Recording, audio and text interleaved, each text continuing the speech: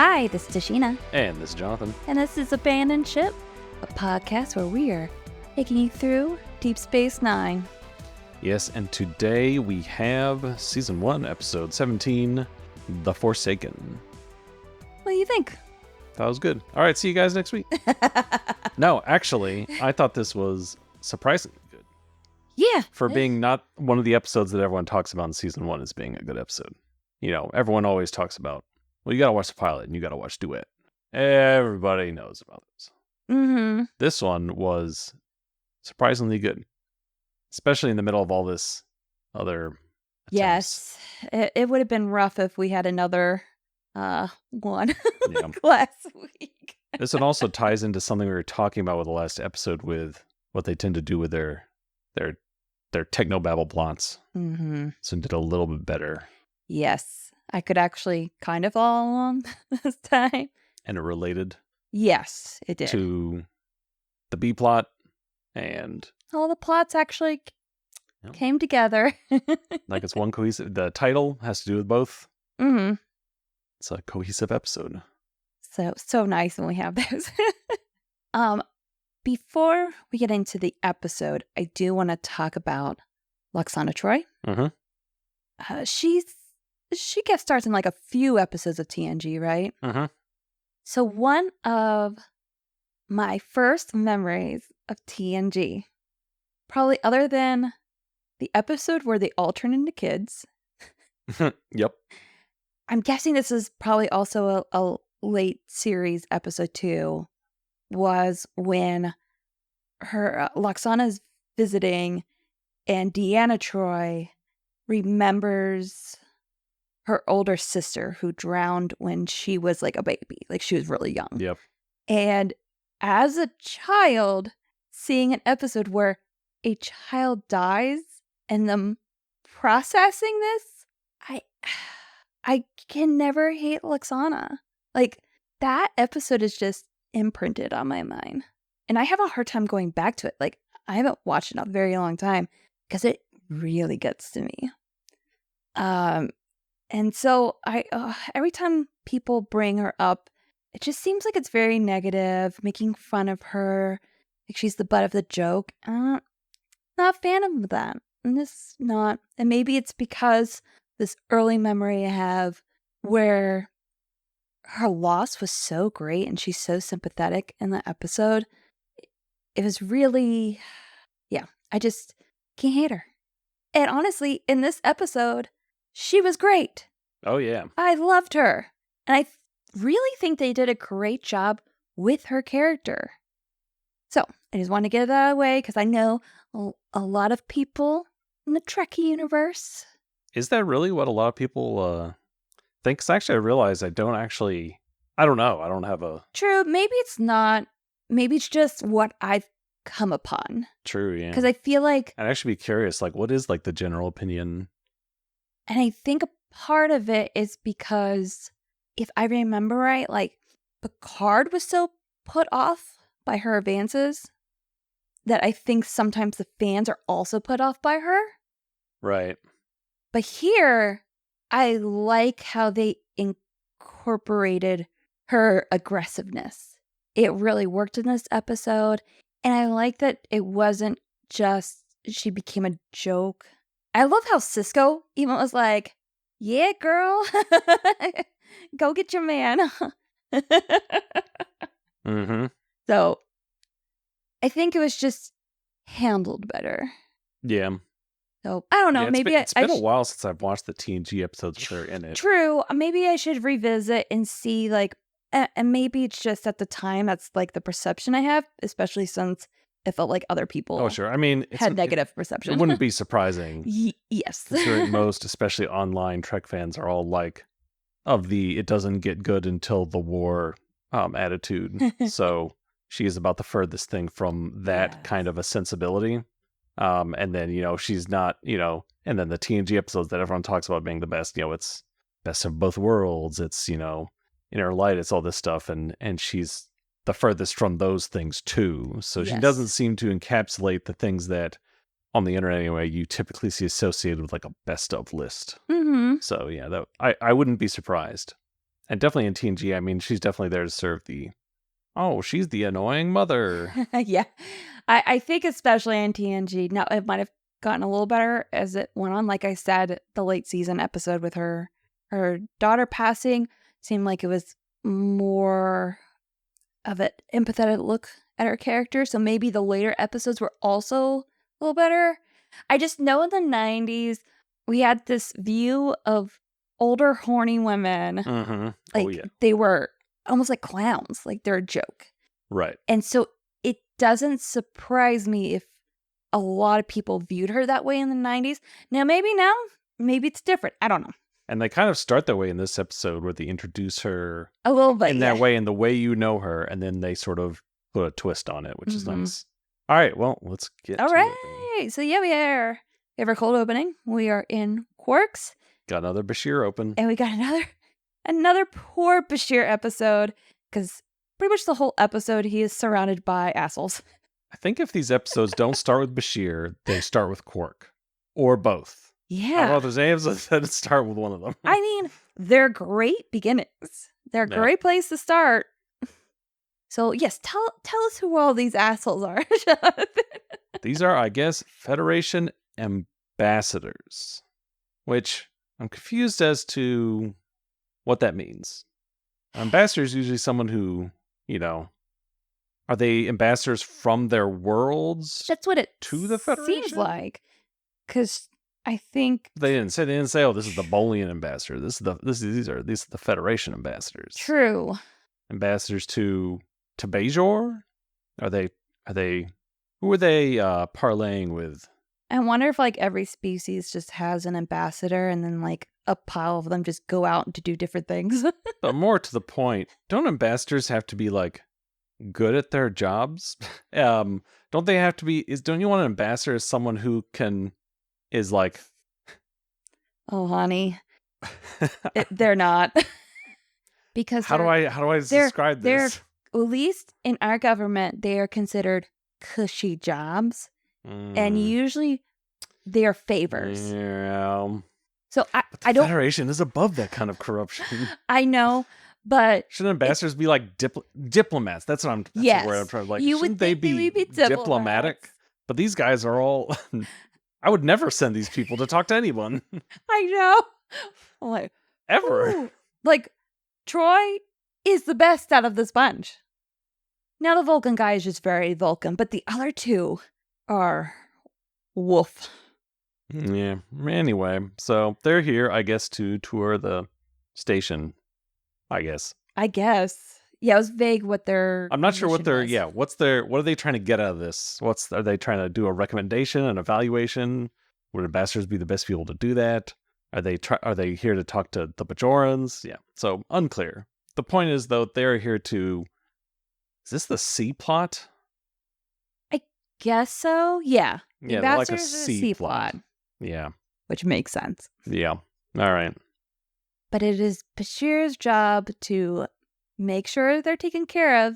And by taken care of, meaning as far away from Cisco as he could possibly get the ambassadors. Because I'm guessing ambassadors they must be known for being like this. Because Cisco does not want to have anything to do with them. And the moments he does interact with them, he just seems so put off. And there's even a moment before he turns around, like he puts on a fake smile.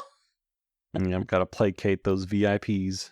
So, honestly, I don't even know where their names or where they're all from. I just know there's a lady, a blue guy, and a Vulcan. Yep. Lady's complaining. I have to give her props. She's complaining about the sleeping arrangements. Which we understand. And later on, she mentions the Cardassian beds. I'm like, oh yeah, we've seen them. Preach, lady. You know what? I get that. That is at least a complaint I can get behind. How have you guys not replicated new beds yet? Yeah, I don't know. It's intolerable. But she wants Bashir's bedroom. Well, why can't I just switch with you? Everybody's trying to get in Bashir's bed. Blue guy's just a know-it-all, and the Vulcan's very Vulcan. And then you hear a joyous voice in the background being loud, and that is Ambassador Troy. And she's talking to Quark, because, she lost a very important family brooch. Been in the decades, apparently, for 36 generations. And made of latinum. Oh, and latinum. So she's like, you need to help me find it? And he's like, lost property is not my responsibility, lady. Keep it trucking. And then she about manhandles him, puts him in his place. Grabs his junk, as in his ear. She's like, listen here, little twerp. Which makes sense because she does not have a good history with the Ferengi. Yes. And then Odo comes in to save the day. So first, we get a little recap. Like, she's from Betazoid. She also is not psychic. It's more telepathic in terms of like emotions, like Troy, correct? She is more explicitly telepathic. Troy is half human. That's why right. Troy only senses emotions. Got it. But I think... But here they talk about mainly emotions.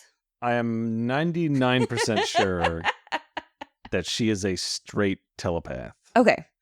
But that could be wrong. It could be that her and her mother are both the same. But I thought Troy was the only one that was like a half. Just because Odo asked her, like, do you sense any guilt in the room? She closes her eyes and says, no, but I can't read Ferengi. So that's why she's a little suspicious.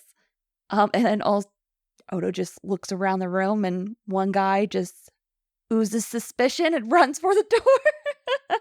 And I guess the culprit is like a cousin alien of Ferengi. So that's probably why she couldn't feel his guilt. What if the person who stole it was a sociopath and didn't feel guilt? Perfect crime. Perfect crime.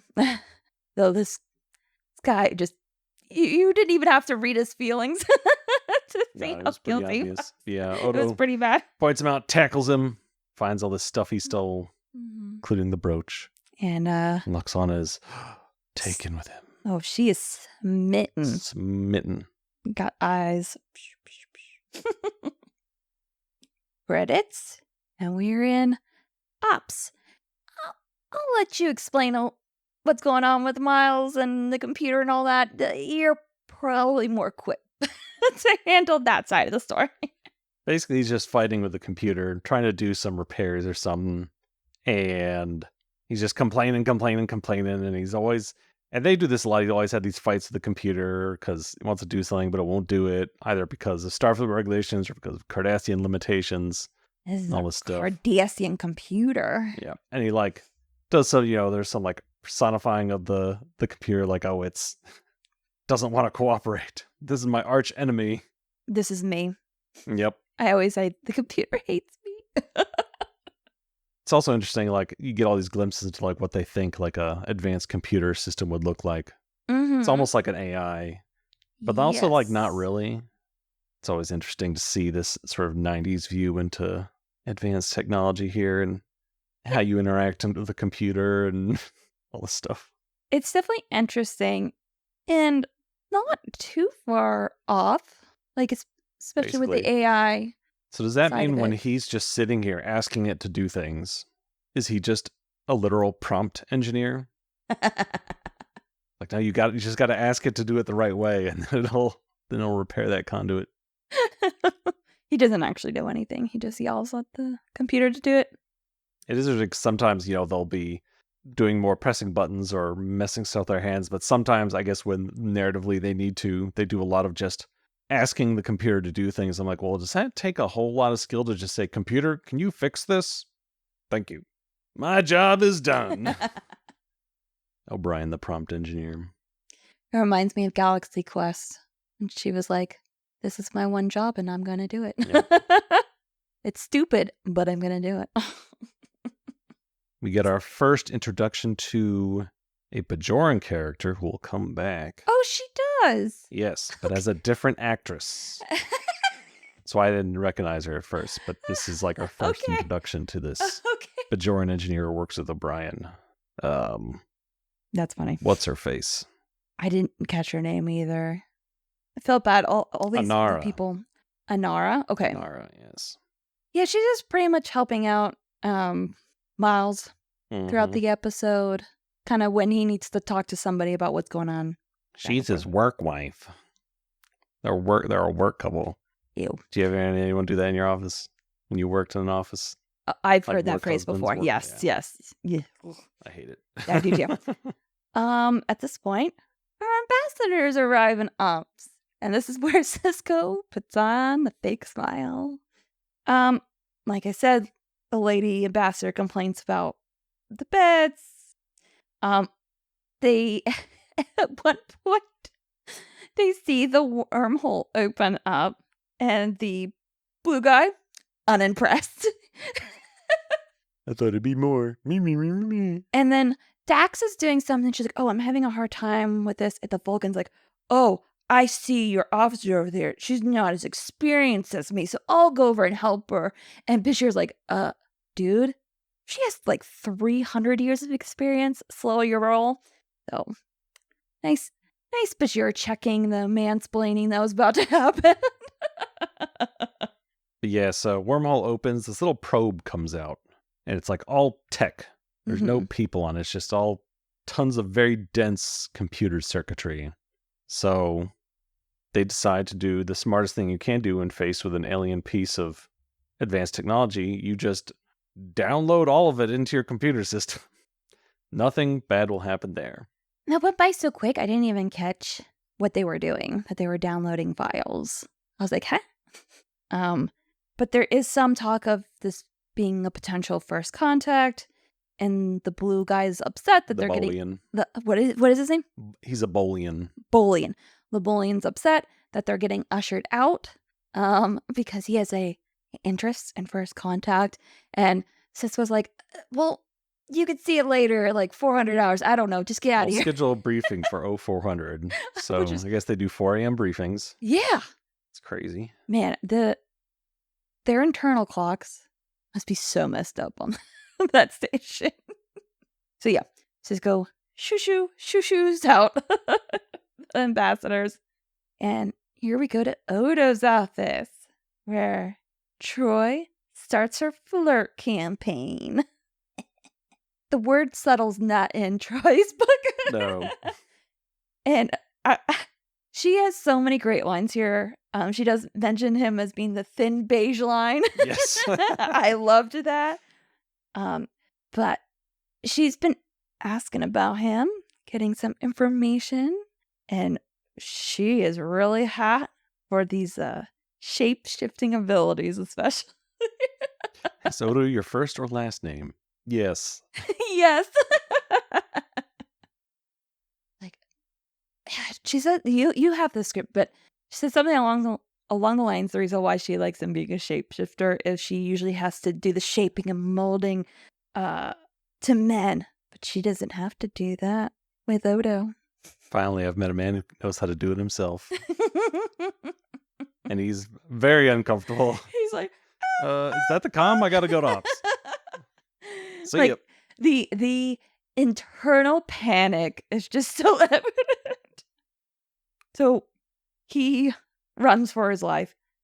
We go back to ops, and we have more Miles and computer and probe stuff. Anything of note? Just that suddenly the computer is much more cooperative than it was this morning. So much kinder. Yes. Like, okay. Interesting. We see Odo storm off to Cisco's office with his panic. And pretty much, he's like, Cisco, what is happening? What do I do? Get rid of her. Get rid of her.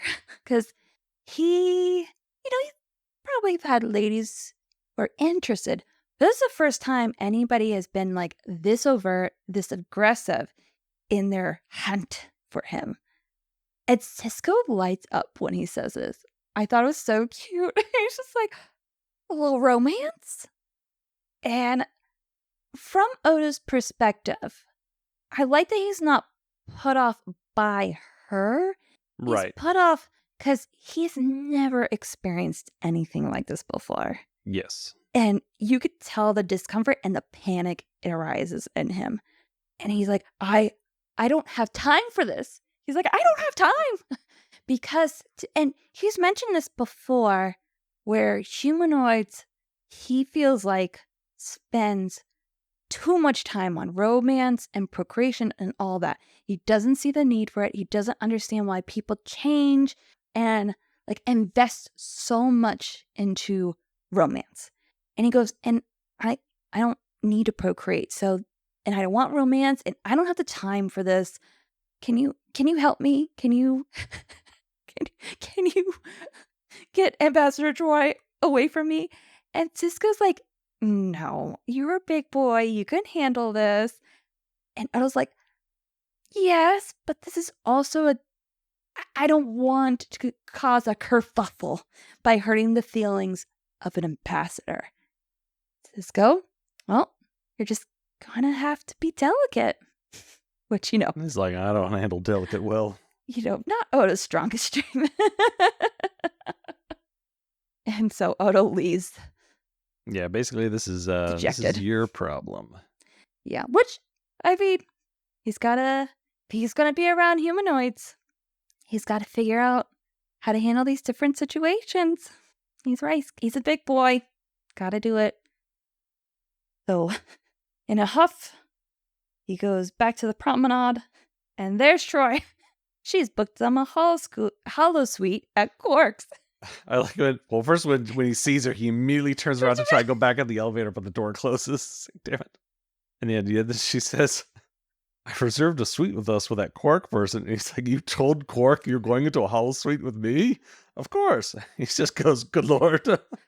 We were robbed, though. We were robbed. Of seeing Quark's reaction. Yes.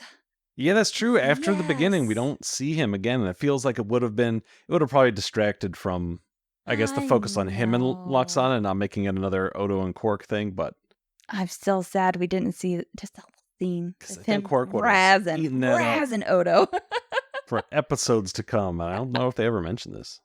Oh, I forgot to mention that lady in the beginning also had moral panic about the dirty hollow suites. Oh, yeah. Apparently her species is very repressed.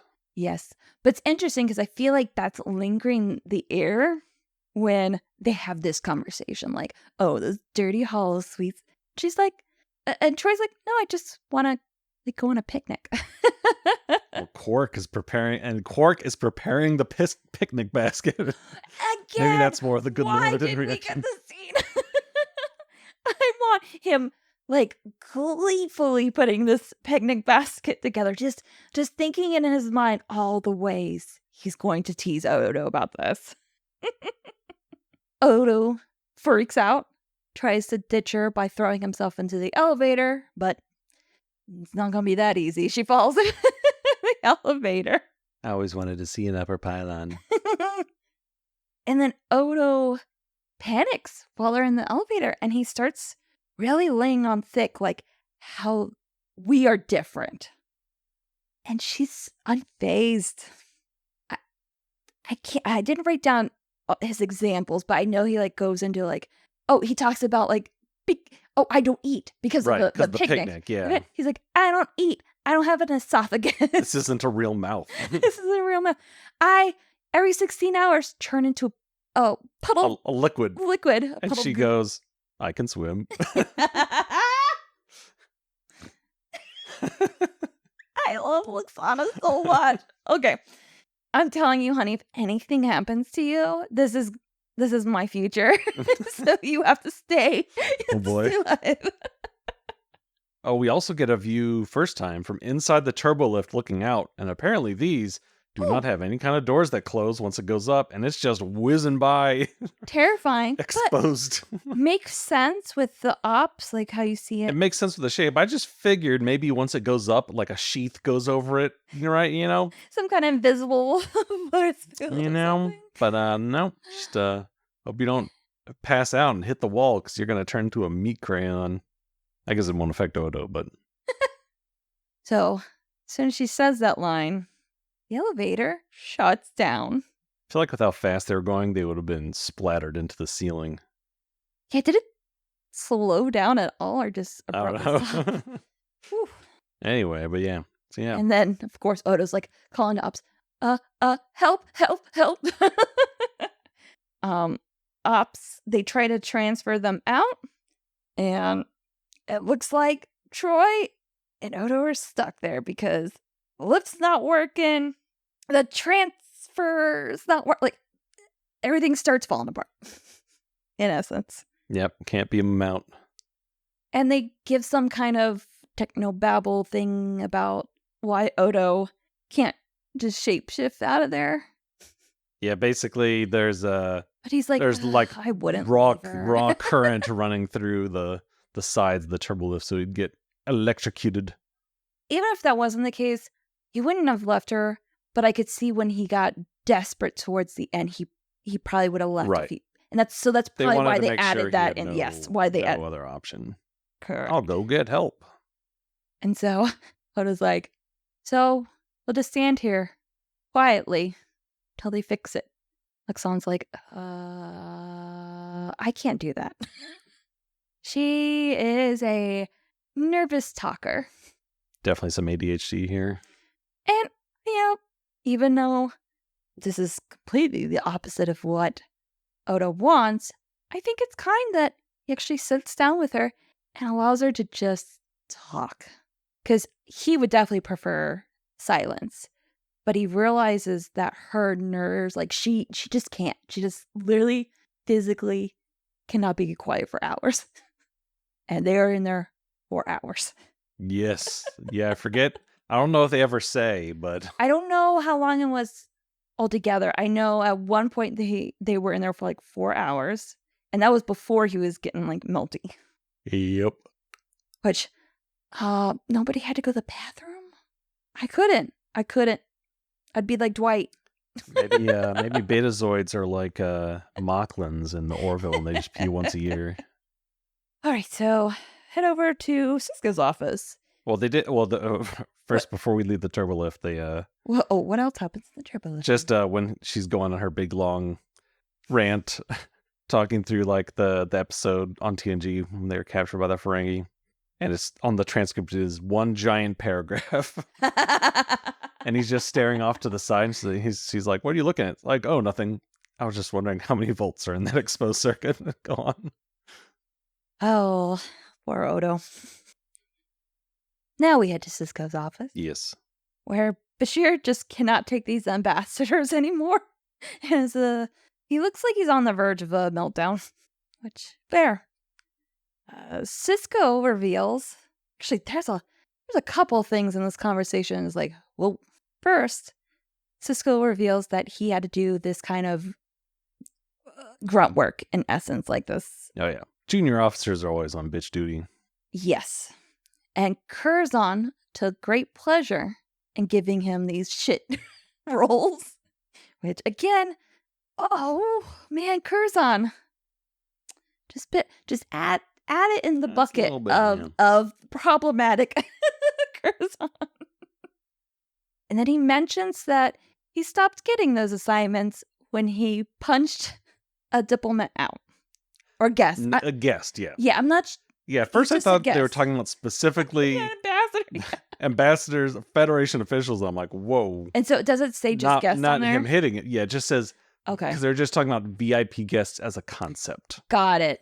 So very general. Because, yeah, he reveals that he hit one of the guests because it was a simple misunderstanding over his attempt to coax a young ensign to his quarters against her will. Yoicks. We stopped for a second. I was like, huh? What? Just because it was just kind of a kind of moment, like, Bashir has to deal with these people, and Sisko, like, it's a little bit more... Forget punch, he's lucky he didn't strangle him.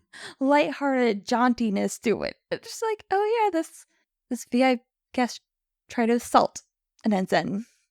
Oh, who? Wall? Okay. Ooh. Which, yeah, what kind of guest was that? Not a good one. At first I thought they were talking about, again, like ambassadors. I'm like, damn, hire better ambassadors. So Sisko goes out, back some miles. More about the computer and these probe files. Take it away. Why I got to do all the boring stuff? Because you understood it better. Basically, O'Brien's got a theory that the computer is now basically just doing everything he wants.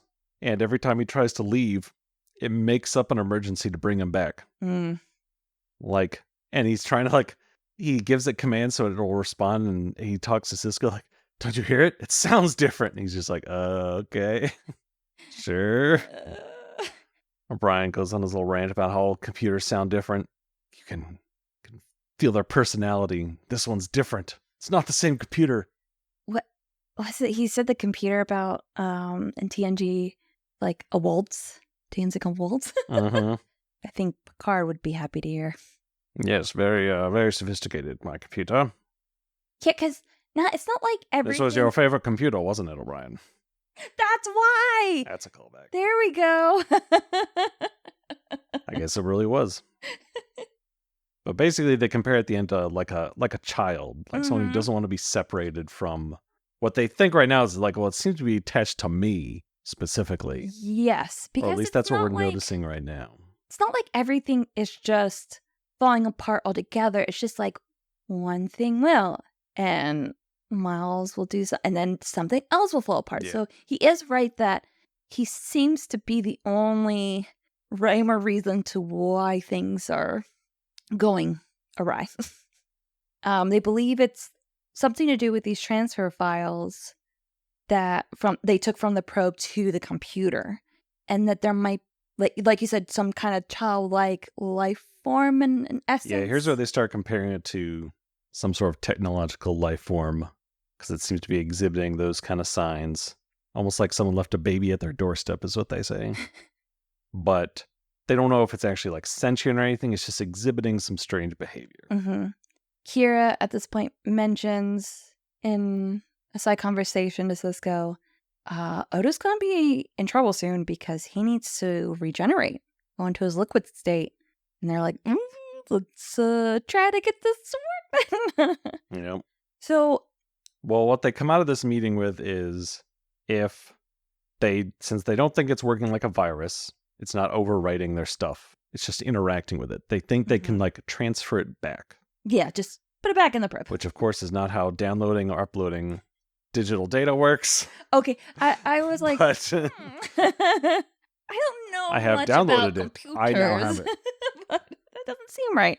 Yeah, computers in Star Trek are weird, though. So Miles tries, having a little trouble, not really working. It declines it. He tries again, and then all the lights go out. Yeah, basically it's resisting. It doesn't want to go back. We go to the promenade for a hot second just to hear the ambassadors complaining about the station and everything going wrong. Poor put upon Bashir. Yep, he decides to just escort them back to their quarters while they figure this out. In the elevator, Troy asks about Odo because he has his back turned to her, but you can wait. No, later. I'm sorry, later. That's later. Oh, because I wrote down hair. I'm confusing the scenes. She was asking about him, like his hair, for instance. Like, oh, how did you do that? Why did you do it like that? You know, she wants to get to know him. Now, Odo is starting to look a little rough. Yeah, a little shiny. He mentions about his time at the lab because that's who the main scientist that was working on him, that's the hair that he copied. And he talks a little bit about it. And I like that Troy says, you don't want to talk about that, it's fine. And I was like, no, I'll talk about it. And she also says, it just sounds really lonely. And this is interesting.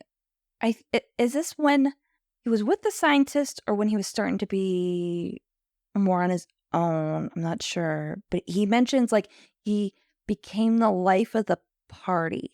Like he was trying to appease humanoids. Right. Like he's trying to fit in. And he knew entertaining people, being the clown.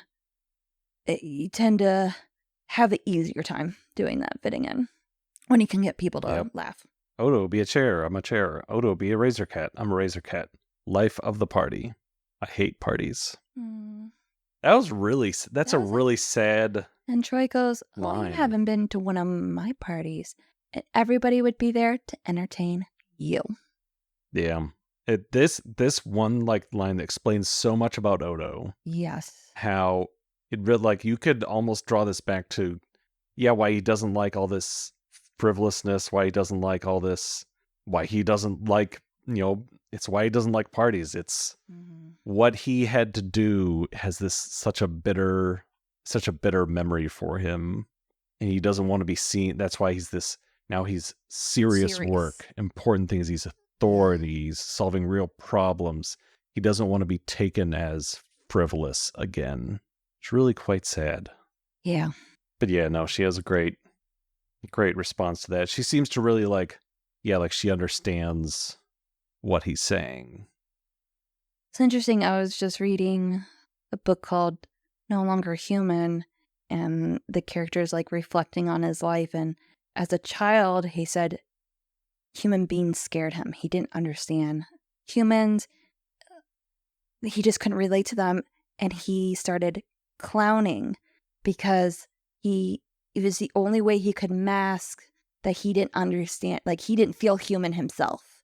And so he made everybody laugh because it hid the fact that he didn't know how to relate to people. And that it reminded me of that moment. Like, ooh, that's a tough one. Yep. It's also interesting, her talking about going to one of her parties in real life. Majel Barrett, she would host parties for the Star Trek cast across all the shows. Like, everyone across all the shows would be invited as a way to bring the whole like franchise team together to make it feel like one team. Yeah. And apparently they were really good and lots of fun. Everyone remembers her really fondly. She was really like the mother of the universe of shows. That's really cool. Oh, I hope he did go to one. Right? When did she pass away? I don't know. Did she?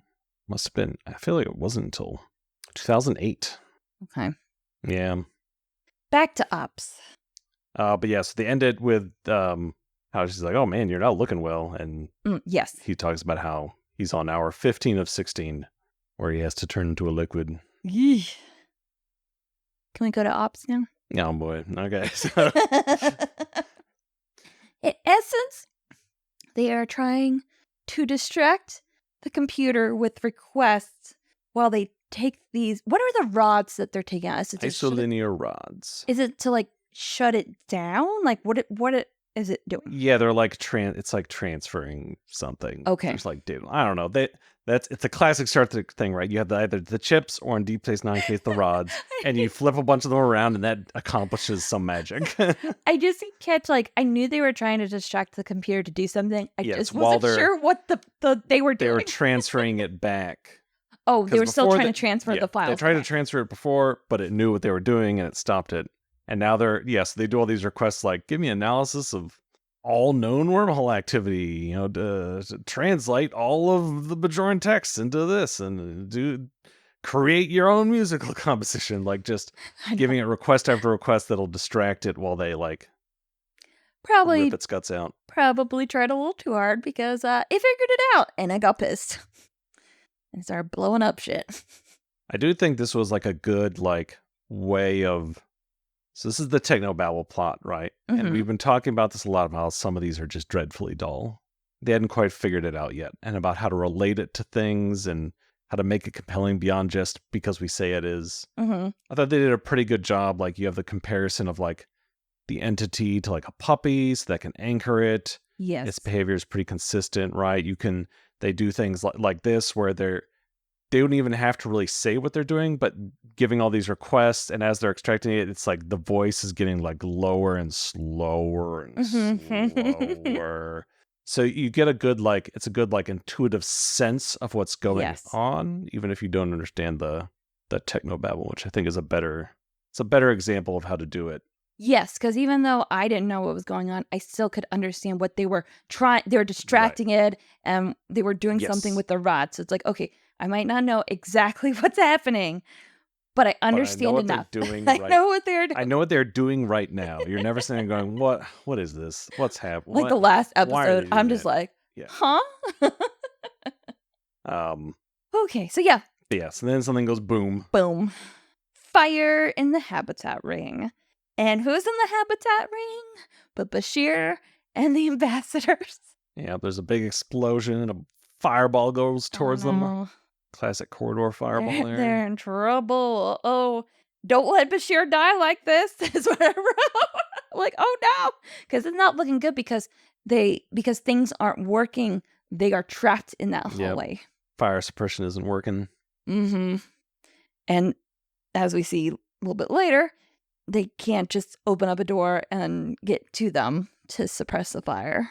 Yep, door's too strong. All right. So back in Ups, we figure out that whatever this thing is, it apparently likes being the drama. And this is where, it changes from childlike to it's more like a puppy. And Miles has a thought. Well, then I will just build it a doghouse. Dun dun dun.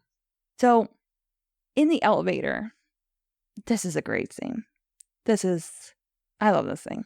This is where Odo has turned his back to her, to Troy. You can see he's looking very goopy. Yes, it's obvious. And so you don't see his face at all right now. He's just turned away. He's talking to her, but he's facing the wall. And she keeps going, it's fine. Like, I can handle it. And Odo says, no one has seen me like this. And I didn't even think about that beforehand. Like, oh yeah, like he goes to his office, like his own private area to become liquid. No one has ever seen this. And he's like, oh, I'm not ashamed. I'm just, it's a private matter. It's a private matter. She asks, how can I make it easier for you? Which, like, you can't. Then you see hair. Yep. Yeah. Now we've turned around. Now we see Odo's face looking pretty rough, and just like hair gets thrown into frame. Because throughout this whole episode, she's had big, luscious locks, man, colorful, beautiful wild hair. I'm telling you, Loxana has true fashion sense. I loved her outfits and her hair this whole episode. Big outfits, big hair, lots of color, height, volume. Yes. And so you see her hair in front of him, and he's like, oh, what's this? She's like, this is my wig. And he turns around and he sees her without it. And she says, nobody's ever seen me like this. And he's like, but you look fine. Why don't you want anybody to see you like this? Like, he's confused. And Troy's like, but I don't want to be ordinary. Like, that's the one thing Loxana never wants to be, is just ordinary. And so that's why she wears these luscious wigs now, because, she still is a nice looking lady, but these wigs, like, I could definitely, like, it puts its pizzazz, She says, even us non-shapeshifters have to change who we are once in a while. And Noda says, you're not at all what I thought you to be. And she says, Odo, let go. Well, she also says, ooh, see if I can get through this. Oh, no. No one's ever paid me a greater compliment. Oh, yes. It is a great compliment.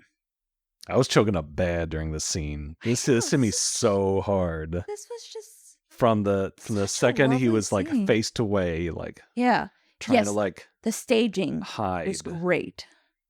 Just like oof. And at the end of the scene, he does let go, and she pulls up her dress to kind of make almost like a little sack, and he just goes right in there, and he's fine. And it's such a sweet moment. I loved it. That, I think, not only was this a good episode for Loxana, it was a great episode for Odo. Oh, yeah. We really got to learn more than just about facts. Its internal thoughts. Like, and how that affects his behavior now. Like you said, he doesn't want to be the entertainment clown anymore. So now he's just swung hard the other way, and he's like serious. In some ways, he does want. Is that he almost does want to be ordinary. Seeks this like very sort of mundane job, this plain colors, and his we're just like he wants to be ordinary because he was tired of being the clown, and she doesn't want to be ordinary.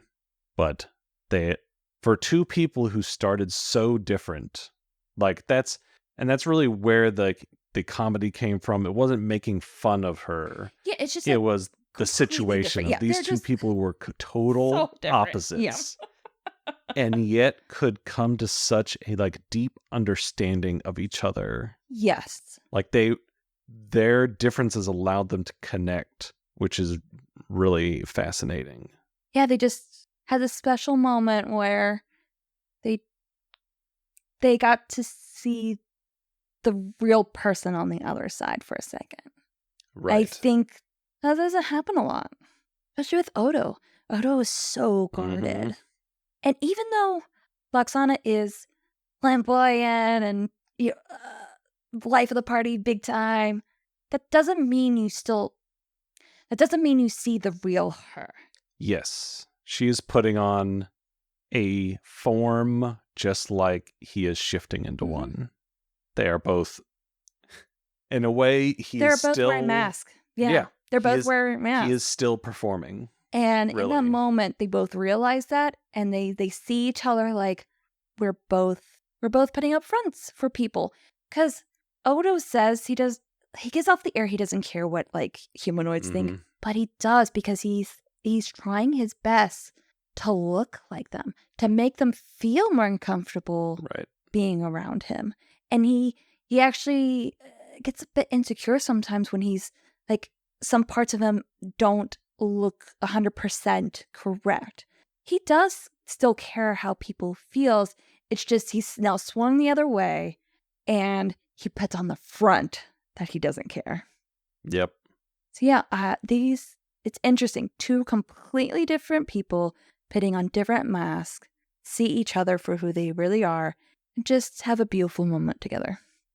Yeah, it really is like this is the moment of the episode, and he can rest now. He can truly rest because when he's around people, he's so stiff. He's still because he's actively working. He's actively holding this position, this shift.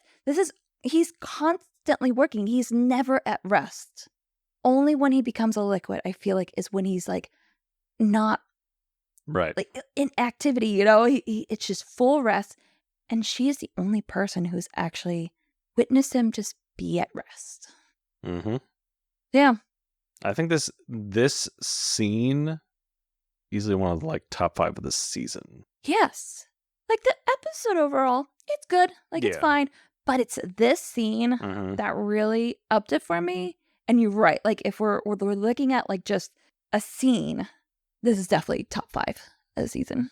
Yep. It is so well done. The rest are all in duet, but everyone already knew that. Well, I feel I'll have to think about it, but I feel like we've gotten some here and if there. we're talking about moments, like I think there's a few in Emissary. Oh yeah, definitely Emissary. There's been definitely moments with Kira in her episodes. I would have to think about like which, like where those moments are, but even she in Progress and Battle Lines, she had a few past prologue, the like second episode, right? Yeah. It's Progress, the pizza oven one? Yeah. Yeah. Yeah. So yes, Kira's been the one that's probably gotten the most like moments this season. So it's also nice that it was Odo. Yeah. We got to know a bit more. All right. So where do we go from here? Basically, Miles does the thing. Yeah, he builds his doghouse. So basically, the entity is just like attracted to the action. It feeds off of the energy of the active computer, and they've been trying to rip it away. Instead, they just need to feed it. So they basically lure it into like a subsystem or something and just like give it constant stimulation, right? Yep, just keep it busy.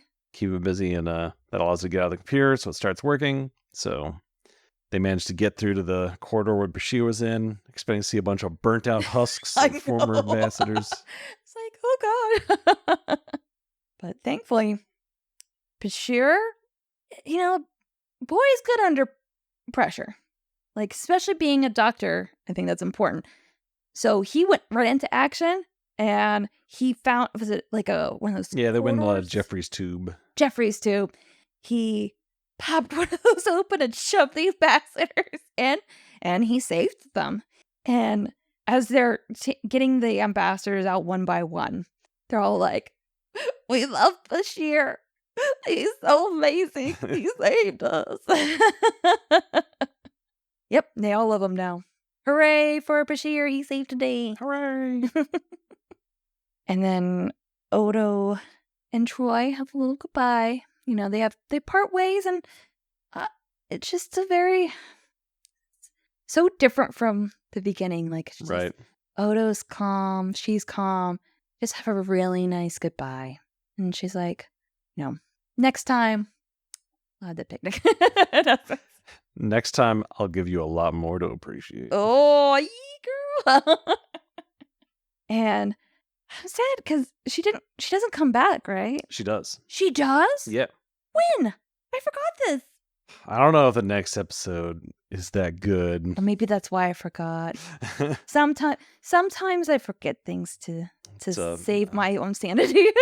It's like a Betazoid menopause episode or something. Oh, no. Everybody gets horny because she's going through emotional hot flashes, basically. I remember that episode. I forgot that she is she's the catalyst for that. Okay. Oh, no. Well, I will hold on to this episode. Yes. And then our last scene is with Miles and Cisco and Dax, and Miles just, he gave the life form a new little home, and pretty much Dax says he adopted him. And this is where they explain, like, he'll keep an eye on him, make sure he's getting attention, and hopefully they don't then have to, like, destroy it or anything, which is nice. It's like, okay, they found a way to, like, keep this. They didn't have to fire a torpedo at it. Yeah, it's like, okay. So I thought that was also a nice ending. Like you said with the title, The Forsaken. Yeah, it's all, both plots had a through line of like loneliness, just needing attention or companionship, or, they were missing something. They were both maybe discarded in a way. Yeah, because this life form, I guess, was just stuck on this probe. And then he gets all the station. He's like, what? not unlike Odo himself. Mm-hmm. Yeah. That's a nice episode. Yeah. Yeah, I was surprised because I did not remember. Yeah, I didn't have a memory of it, so I was pleasantly surprised. When it started, a lot of it came back to me, like especially with the elevator. I'm like, oh, this is the moment. Like, and I was glad. And I'm glad it wasn't just that moment. I feel leading up to it, they did Goodbye Her character. They made Odo's struggle realistic, and Cisco just had a cute moment. I think I don't remember it because I skipped it. See?